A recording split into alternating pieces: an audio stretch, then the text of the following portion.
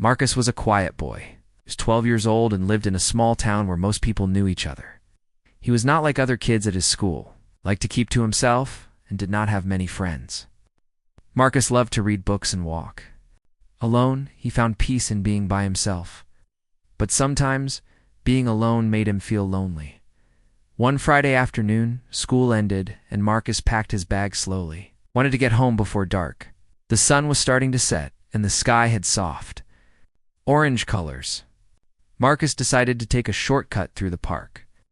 It was faster and would save him some time. The park had a small river, and there was a narrow bridge that crossed it. He had walked there many times before, but today felt different, as Marcus walked. He noticed the wind was cool, and leaves were falling gently from the trees. He liked the quiet sounds of nature around him. Birds were singing softly, and the water in the river moved slowly. Marcus felt calm for a moment, forgetting about school and homework. But then, far ahead, he saw some boys standing near the entrance of the bridge. Marcus recognized one of them, Talar. Talar was older, bigger, and known for being mean to others. Talar and his group often bullied younger kids at school. Marcus had tried to avoid them for a long time. Marcus's heart began to beat faster. He wondered if Tyler and his friends would bother him today. He thought about turning back and going a longer way home, but he was tired, and the shortcut was the best choice. So Marcus took a deep breath and kept walking toward the bridge. The boys started to notice him. Tyler looked right at Marcus with a cold smile. The other boys laughed and moved closer. Marcus could feel their eyes watching him closely. He felt a little scared but stayed calm. He knew that showing fear might make things worse. As Marcus stepped onto the bridge, Tyler and his friends blocked his way. A narrow path made it hard to go around them. Marcus stopped and looked at Tyler. Tyler stepped forward, his face serious. He spoke loudly. Well, look who's all alone." Marcus did not say anything. He looked down at his shoes. He wished he could disappear. But he knew he had to stand still and wait for what would happen next. Tyler's friends laughed again, and one of them said, "We got him now, boys. This kid won't know what hit him." The other boys pushed each other, waiting for Tyler's next move. Marcus's hands clenched into fists at his sides. He thought about what he could do if things got worse. But he also hoped Tyler would just leave him alone. Tyler suddenly grabbed Marcus's shoulder and pushed him hard against the railing of the bridge. The cold metal touched Marcus's back. He stumbled, but did not fall. Tyler's eyes were angry, and his voice was loud. "You think you can just walk around here like you own the place? Think again." Marcus stayed quiet. He tried to keep his balance and looked around, hoping someone would come to help. But the park was empty except for them. The sun was going down. Shadows grew longer. One of Tyler's friends pulled out a small rock and threw it near Marcus's feet. It made a loud noise as it hit the ground. Marcus jumped back, startled. Tyler laughed and said, "You better learn to stay out of our way." Marcus felt his chest tighten. He wished he could run, but he was stuck on the narrow bridge with nowhere to go. He thought about his parents waiting for him at home. He wanted to be safe. Suddenly, Tyler pushed Marcus again, harder this time. Marcus's knees almost gave way, but he held himself up. He looked Tyler in the eyes and tried to stay strong. He did not want to cry or show weakness. Tyler's face changed. He looked more serious and stepped closer. "Maybe we should teach you a lesson," he said. Tyler grabbed Marcus's arm roughly. Marcus felt the pain but did not shout. He kept breathing slowly, trying to think. Tyler tried to lift Marcus as if to throw him off the bridge. Marcus's heart jumped, and he felt a wave of fear rush through him. The river below was cold and fast. The fall could hurt him badly, but then something inside Marcus changed. Did not panic. He remembered his mother's words. "Be brave, but be smart." Marcus thought fast. He pulled his arm away and twisted just enough to make Tyler lose his grip. Tyler stumbled but did not fall. The other boys stopped laughing. They looked surprised. Marcus stood tall now, even if his heart was still pounding. Tyler tried to grab Marcus again, but Marcus moved quickly to the side. He knew he had to stay calm. The bridge was small, and he had to think carefully. Marcus took a deep breath and said firmly, "Stop this. I don't want to fight, but I won't let you hurt me." His voice was steady and clear. The boys were silent for a moment. They did not expect Marcus to speak so boldly. Tyler frowned but did not say anything. The group looked at each other, unsure what to do next. Marcus saw a chance. He did not want more trouble. He stepped back slowly toward the other side of the bridge, kept his eyes on Tyler, ready in case he needed to move fast. The sun disappeared behind the trees and the sky turned dark blue, so the cool air felt heavy. Marcus's legs were tired, but he kept walking until he was safely across the bridge. When Marcus reached the end, he looked back once. Tyler and his friends were still there, watching him. Marcus felt proud. He had faced the bullies and had not let fear control him. He walked faster now, his steps sure and steady. Marcus was not alone anymore. He had found his courage on the bridge that day. Marcus had barely taken a few steps away from the bridge when Tyler and his friends suddenly started to follow him. The narrow path behind the bridge was lined with trees and the sun was setting fast. The orange light grew weaker and shadows stretched across the ground. Marcus felt a chill run down his spine. He knew he couldn't outrun all of them. Tyler was loud. He shouted insults as they walked, trying to make Marcus feel small and scared. "You think you're so brave, don't you?" Tyler sneered. "Let's see how brave you are when you're all alone." Marcus kept his head down, trying to ignore them. But the sound of their footsteps and voices grew louder. He felt the pressure building inside him. The boys kept closing the distance. They didn't seem to want to stop. Suddenly, Tyler grabbed Marcus by the collar of his shirt. Marcus stumbled but tried not to panic. Tyler's grip was strong and rough.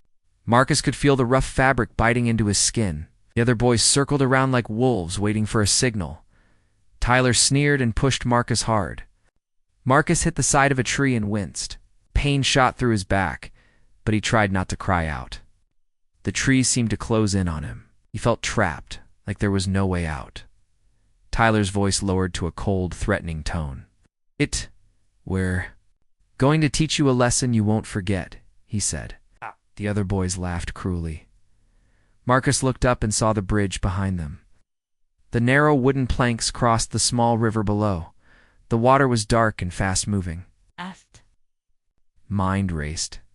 He remembered his mother's words about staying calm in hard times. He told himself to be smart and wait for the right moment. Tyler stepped closer and tried to grab Marcus's arm.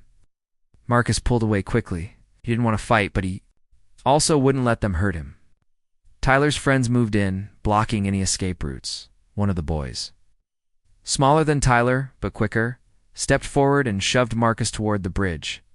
Marcus's heart beat faster. He knew this was the dangerous part. The bridge was narrow and swayed slightly with the wind. One wrong step could mean falling into the cold river below.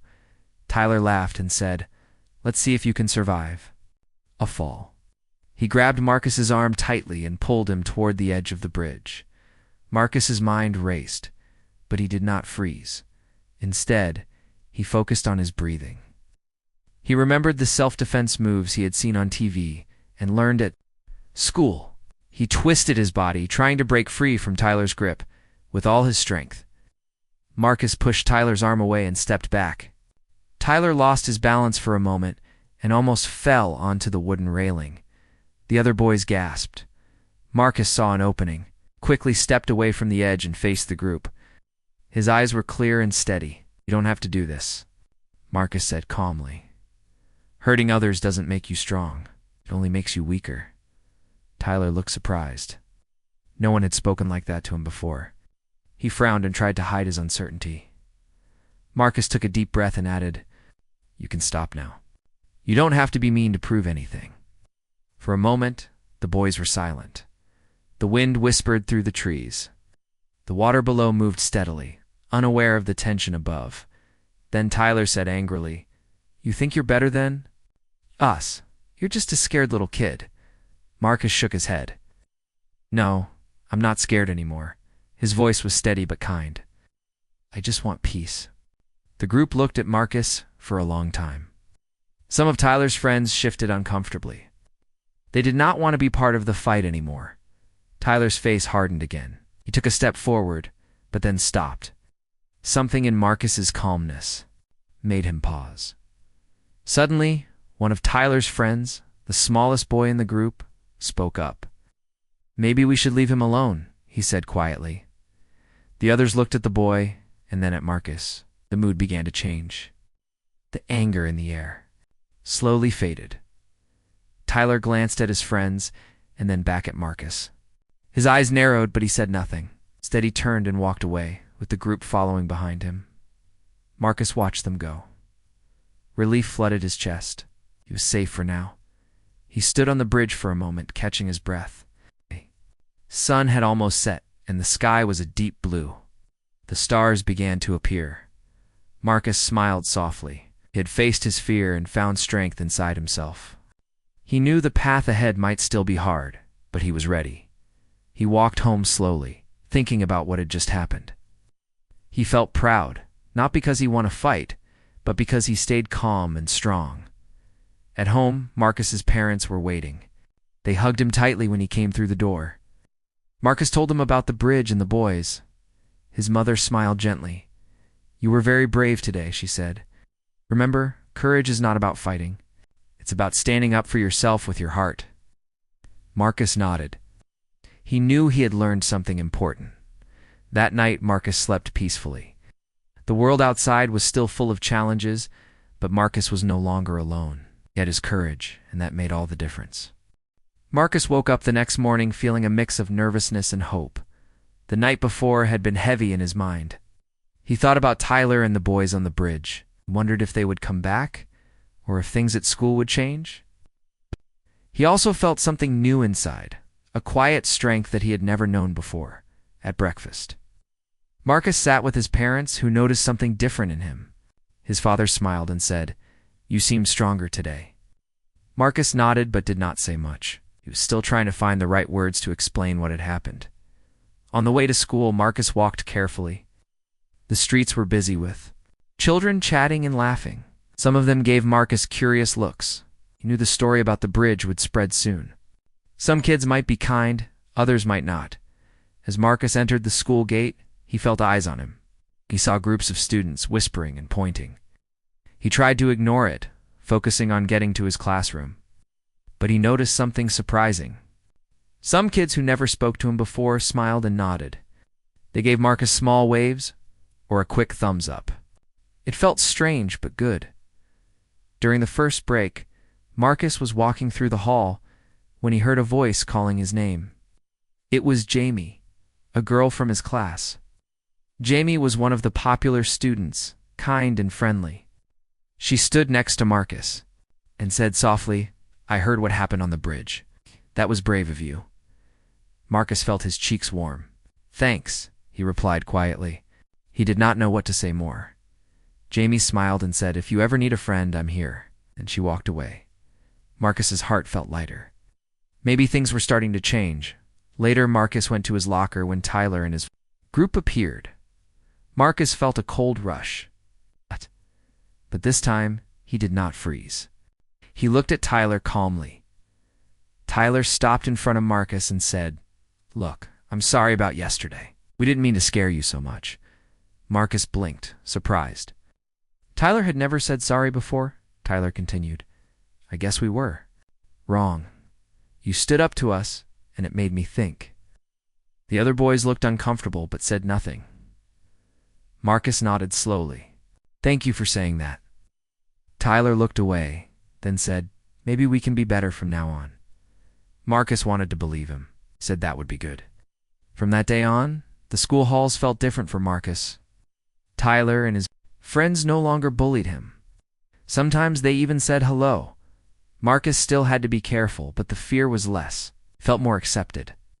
The small acts of kindness from classmates gave him hope. At home, Marcus told his parents everything. They were proud of his courage and wisdom. His mother said, "You showed that strength is not only in your hands, but in your heart and mind." Marcus spent more time reading and playing outside. He made new friends slowly. He joined a school club where kids helped each other.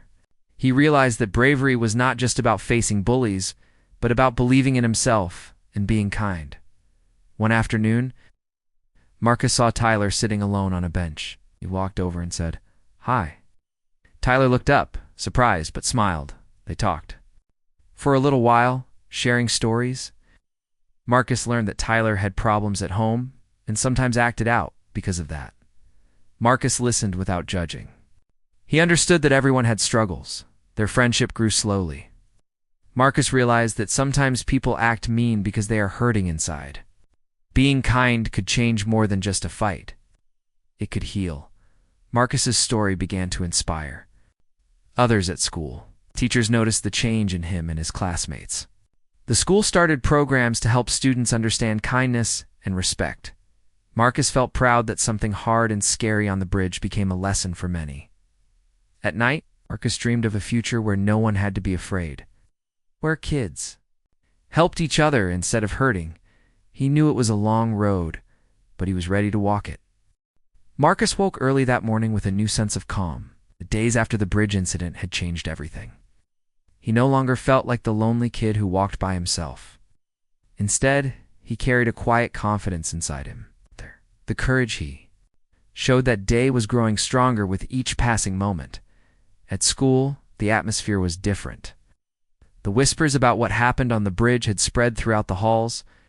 Some students still talked, but many had begun to look at Marcus with respect rather than fear or pity.